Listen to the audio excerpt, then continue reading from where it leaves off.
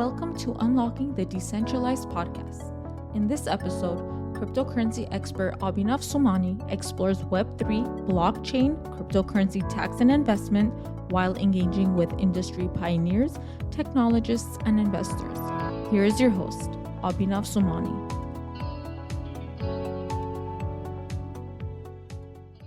Welcome to the 5th episode of Unlocking the Decentralized.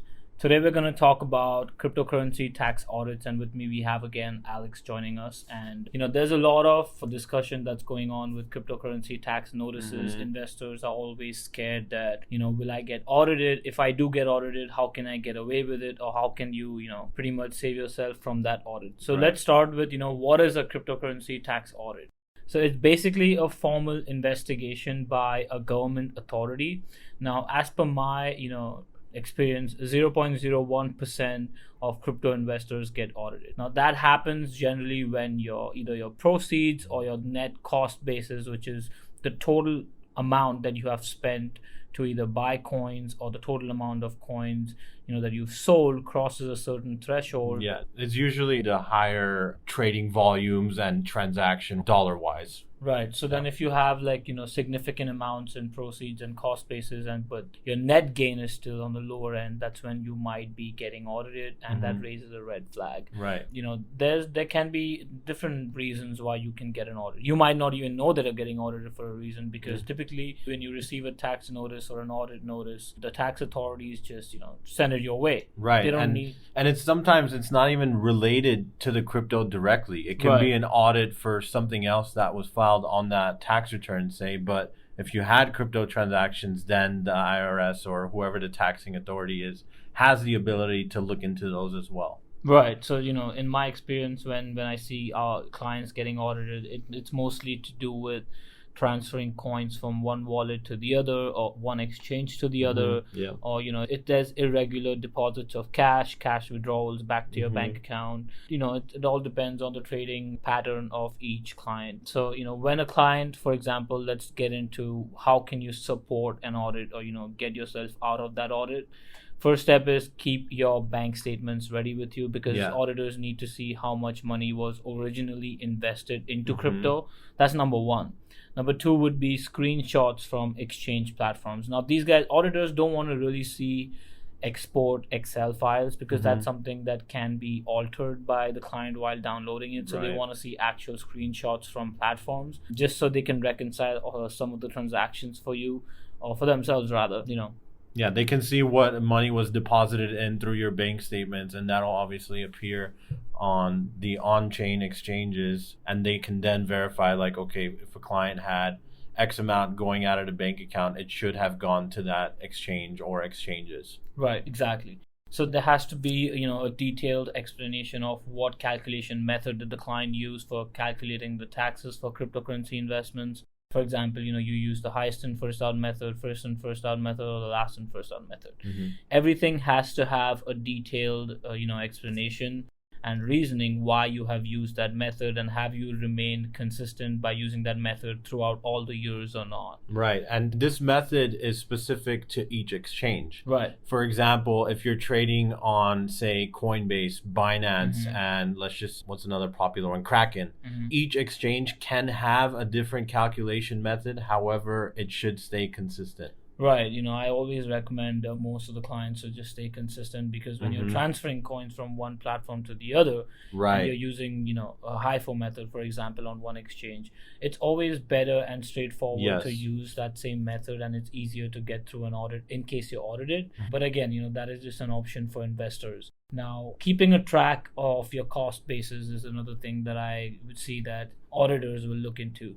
And very importantly, investors should keep a track of. For example, I buy Bitcoin in 2013, and then I transfer it to different wallets and exchanges, and then finally deposit it in 2021 or 22, and then say that I sold it for $60,000.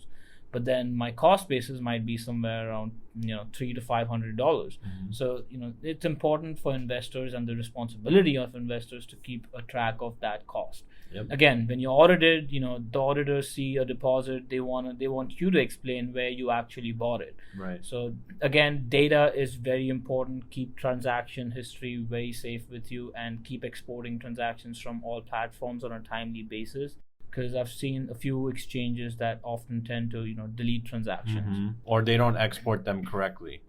And it's also important, as Abhi had mentioned, for the transfer analysis piece, it's important to have all of your exchanges with the same accounting method, whether that be LIFO, HIFO, or FIFO. Right, because when auditors actually get into analyzing your transactions, they're going to use a haphazard approach and select a few transactions from the 8949 or income summary that you submit to any department, tax department of any country. They're going to select a few transactions and go like, okay, show us that you bought these coins at this price and then you sold it at this price, right from screenshots on exchanges. Right. So that will basically show or as proof and help them reconcile both ends.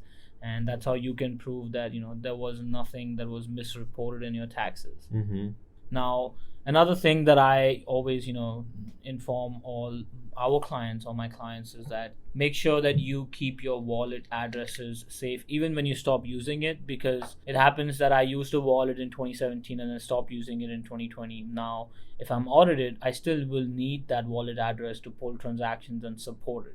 Right. So if you've used a wallet, my recommendation would be keep the wallet address, note it down somewhere and just have that information for yourself. So in case you're audited, at least you will have that handy to support it.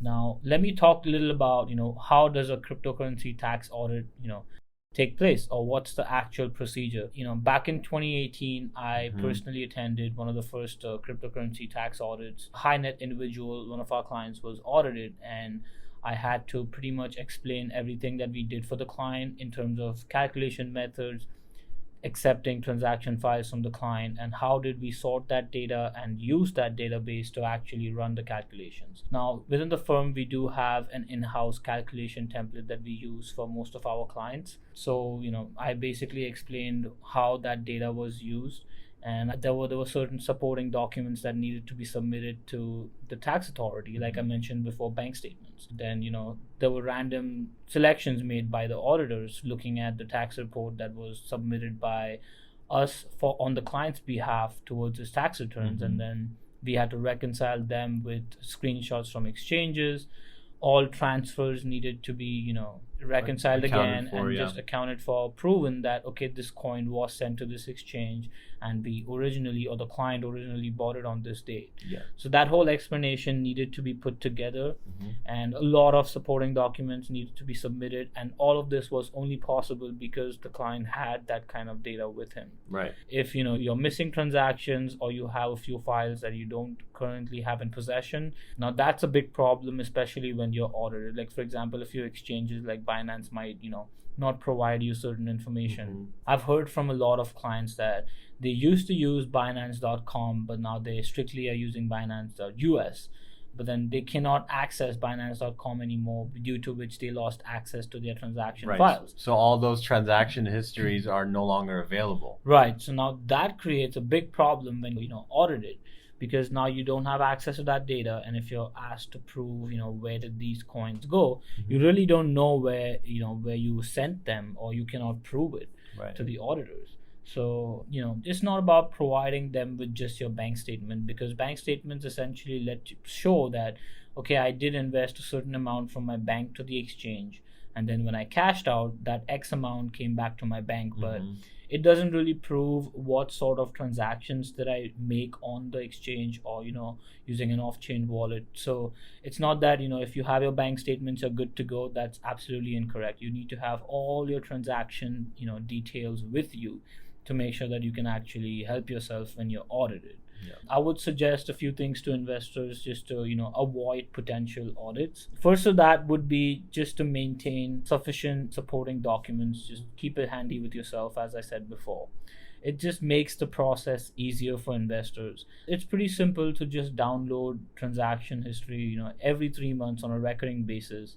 Try not to make a lot of transfers. I know that's tough because now all investors want to get involved with DeFi, NFT. Now for these things, you have to transfer coins from an on-chain platform to an off-chain wallet, where you then link it with something like an OpenSea, MetaMask, and then you make certain DeFi transactions or buy NFT.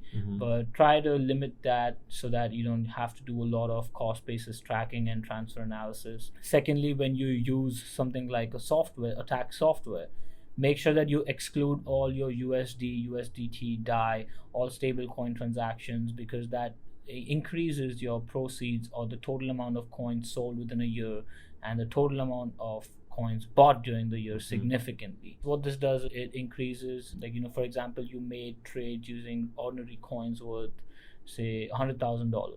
But then what the report would show is that it'll go up to like $600,000, because now every time you're trading with even a stable coin, it's going to consider that as a taxable event. How, the net gain on each of those transactions might not be anything. It might just be zero. But what it's doing is it's inflating the total, proceeds amount, the number of transactions, proceed amount. So that kind of raises a few red flags when it comes to just reporting summary of transactions that you made during a year. Even when you are transferring coins, from one wallet to the other, you have to make sure that all of those are backtracked to when you actually purchase them. And another last thing that I recommend, to all of our clients again, is that do not change the calculation method, because it just makes things more complicated for the client itself. Like, you do have the freedom to do that, but then it's even more difficult for you to just explain why you did so. And, even if you change the methods over years or by exchange, how are you, trying to keep a track of, for example, I use the HIFO with Coinbase, and then I moved to a LIFO on something like a Binance. So how am I keeping up with the cost basis if I'm transferring coins in and out of these two exchanges? Right. It kind of doesn't make sense, in my opinion. So I would recommend just stick with one calculation method. Just go with that. Yeah. Now, I want to ask you this, what is the best way to track cryptocurrency transactions in your opinion? Like, I know that you also assist a lot of clients with just gathering their data. So what do you think is the best way that clients can track their transactions? Yeah, that's a great question. And I think a lot of listeners are going to have the same question. The best way to keep track of all of this is all the on-chain platforms, they provide you with transaction history reports, and a lot of times you are able to export this into Excel or CSV, so that way you can easily analyze the data. But sometimes they also provide it into PDF. But having those transaction histories, at least you can see what you did throughout the year. Absolutely. For example, come time to file your taxes, you're not going to remember what you did a year ago, right? Especially if there's a lot of activity going on. Another thing that's super important is keeping your wallet address and your wallet address keys secure, and having that available to you when you need to download those reports. Right. I know some of these off-chain wallets allow you to export transaction histories as well. But it's important to have those keys handy so that you can access them. Right. And then for off-chain trades, they have their own kind of open database where you can look up those trades. Like, for example, if you have something in Ethereum, right? And if you type in your address on Etherscan, you can pull up your transaction history that way if your off-chain wallet doesn't allow you to. Right. ETH, Polygon, Zerion, they're all good alternatives for these transaction reports, and they allow you to send this to your accountant or whoever it is, and they can easily look it up and track all of that. Right. I personally have also used Zerion. Basically, let me talk about Zerion a little here. Yeah. It has API keys that are supported by Covalent. That's a Canadian company, also a Web3 company, blockchain company. They have a great API integration for off-chain transactions that happen using, the Ethereum blockchain, the Binance, and, I think even Avalanche too. Avalanche too, yeah. So, there are a few resources that can be used by clients that can help you just export transactions. But if, you don't want to use something like a Zerion that's third party, you can directly reach out to each blockchain open database, as Alex mentioned, and type in your wallet address and keep those exports with you. Now, the best part about off-chain transactions, in my opinion, is that, that database doesn't get deleted. Right. Unlike exchanges, because exchanges sometimes tend to just erase client database. On the blockchain, once any information is entered, it cannot be changed, it cannot be deleted. Right. So that's one of the perks of just doing like Etherscan or another, resource to use. Right. Yeah. And I'm a big supporter of just using wallets in that terms, because at least you know that your transactions can be exported even 20 years down the line without worrying about it getting deleted. Right. So that's a great resource that I believe in. And in addition, you should be saving these transaction reports and keeping copies of them just in case if something does get deleted, then you have something to reference. Right. Now let's talk a little about what are the most essential key elements that auditors might look into when you're audited. Like for example, one of the listeners here is audited. So what are the key elements that an auditor would essentially look into if the client gets audited? Yeah, so one of the big ones is, as you mentioned before, transfers. Right. Because if you have calculation for your gains and losses, you're obviously not going to include those transfers. Right. So a lot of softwares now include those transfers as taxable events. So you need to be able to prove that these were in fact transfers amongst your own wallets and that they are not sell orders or they're not taxable events. So that's one of the big ones. And to keep track of this, doing a transfer analysis helps. And this basically is an analysis that if you transferred a coin from one exchange to another, you should be able to get all the data and say, okay, this coin came from this exchange. I purchased it on this day. This is the cost basis. Right. And auditors will haphazardly, which means randomly, select those transactions and look into them.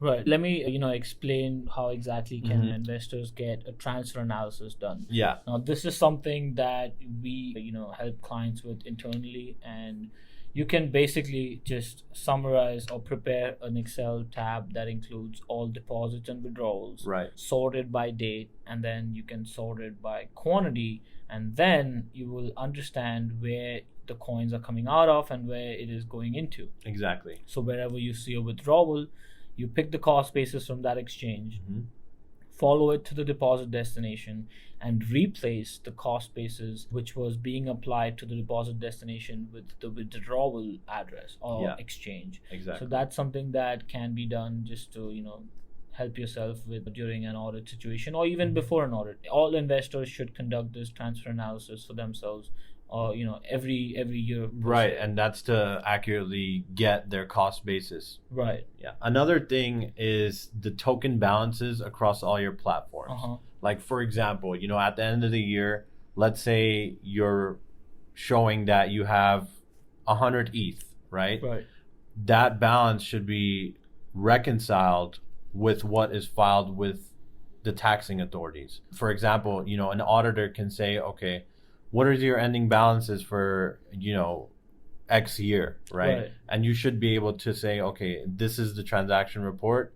Here are my ending balances. And that way they can even, further assure with screenshots or anything from the on-chain platforms that, okay, this is correct. Right. Yeah. I'm not sure if software do provide this feature where clients can actually... I don't think they do. If they can actually understand, for example, in 2018, what was the client's ending balance. I'm not sure if software do that, but if there's a software that comes up and providing this feature, it'll be very helpful in audit situations. Yeah, and I haven't seen that yet. And yeah, that's basically it. And then also, having those transactions, again, if the calculations are done correctly and you have the supporting documents, and if the auditor goes through the transactions, however many transactions they want to go through, and they see that, okay, this is correct or it's being calculated correctly, then it should, help give a peace of mind to that taxing authority agent that, okay, this is correct. Right. So it's pretty much like a reconciliation done by an accountant. Exactly. Reconcile transactions in the bank statement. Exactly. Versus, for example, if you have something entered in something like a software like QuickBooks. Yep. So reconciliation is the key when it comes to auditing, and that's what auditors essentially do. Yep. Now, I want you to explain some stuff about how important or crucial do you think it is to use the same calculation method for all years and across all exchanges versus me, or the investor keep changing what method I use or the investor uses on a yearly basis. Yeah, so the importance of that is showing the taxing authorities that you are being consistent in your reporting. Okay. Because if you change from one year to another, it's going to raise eyebrows. Right. They're going to say, okay, so why did you change it? Right. Is it because you don't want to pay taxes, or it just makes them look into it a little bit more further. Right. And the best calculation method that I would recommend is the HIFO method, which is highest in, first out. Right. That captures your cost basis at the highest point, and it reduces your taxable gain because it is capturing it at the highest point in which you purchase that certain asset. Right. So what HIFO would do is it would catch the highest cost basis pool and apply it towards your first sell. Yes. Which reduces your taxable income for that tax year and then extends it or postpones it to the next year until and unless you don't exhaust all your inventory. And by the time you reach that stage, you're pretty much liquidating all the assets you hold, and the short-term capital gain converts into a long-term, and then that, if there's a percentage difference in your country, then you can benefit from it. If not, then you can anyway benefit from it because it keeps delaying your taxable income, so you pay lesser tax, again, unless you 100% liquidate all your assets.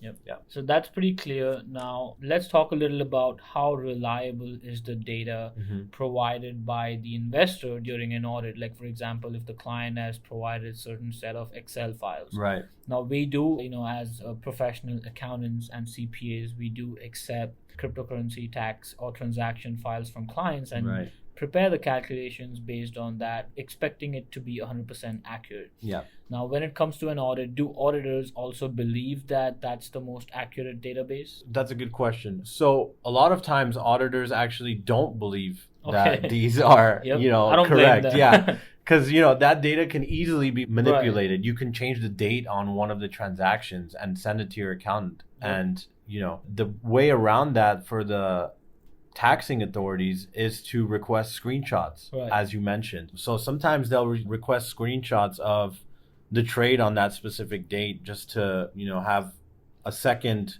set of documentation to prove that transaction occurred or when it occurred. Right. So they're not too reliable. Again, it is a third party document, which is more credible. However, when an export is made, like I said, you can easily change the dates or manipulate the data. Right. And the whole point of getting audited is that they are sure that there's something wrong. And they need to find something that's wrong. Exactly. So they will investigate whatever they can. And try to find errors or mistakes done by the client. Yeah. And the way around that, like we mentioned before, is to have everything reconciled. Your ending balance is reconciled to what's actually in your wallets. Your gain and loss reconciles to what is reported to the taxing authorities. And having all of that would, be sufficient in proving that these transactions happened and this is the gain, this is the loss. Yeah, it's just having that multiple sources of documents really helps. Yep, absolutely. That makes sense. Now,